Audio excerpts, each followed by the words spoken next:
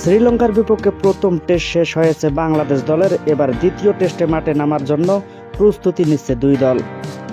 তার আগে আজ সোমবার মিরপুর শেরেবাংলা স্টেডিয়ামে শ্রীলঙ্কার বিপক্ষে 3 ম্যাচের ওয়ানডে সিরিজের জন্য দল ঘোষণা করেছে বিসিবি।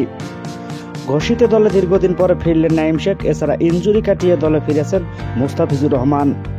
তাসকিন আহমেদরা 2 বছর পর দলে ফেরা নাঈম শেখের বিষয়ে সংবাদ সম্মেলনে ব্যাখ্যা দিয়েছেন প্রধান নির্বাচক কাজী আশরাফ হোসেন লিপু।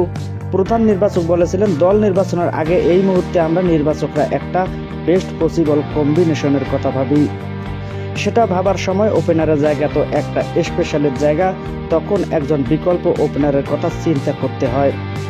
দলে তো ওপেনার 3 জন আপনার সাধারণ থাকে, সেই আলোকে আমাদের যখন চিন্তা করতে হয়েছে এই মুহূর্তে আমাদের তৃতীয় ওপেনার হিসেবে সবচেয়ে ভালো এবং অ্যাভেলেবল আছে, সেই আলোকেই নাঈম শেখ এসেছে দলে। নাঈম শেখ অবশ্য জাতীয় দলে এসেছেন নিজেকে প্রমাণ করেই।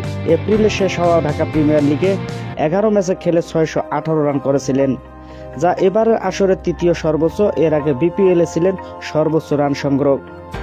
পরে সৌম্য সরকারে না থাকা নিয়ে প্রধান নির্বাচক বলেন, সৌম্য সরকার অনেক গুরুত্বপূর্ণ একজন ক্রিকেটার। 10 বছর ইন্টারন্যাশনাল ক্রিকেট খেলার অভিজ্ঞতা রয়েছে, তো সাম্প্রতিক ক্রিকেটে যে দাবি তার সঙ্গে তিনি খাপ খাইয়ে নিজেকে প্রস্তুত রাখবেন এবং বড় ক্যানভাসের সার্বিক সহযোগিতা করার জন্য আমরা অপার করব এবং তিনি আমাদের মনে আছেন। তাকে আরও এক স্টেপ এগিয়ে নিয়ে আসতে হবে যোগ্যতার আলোকে।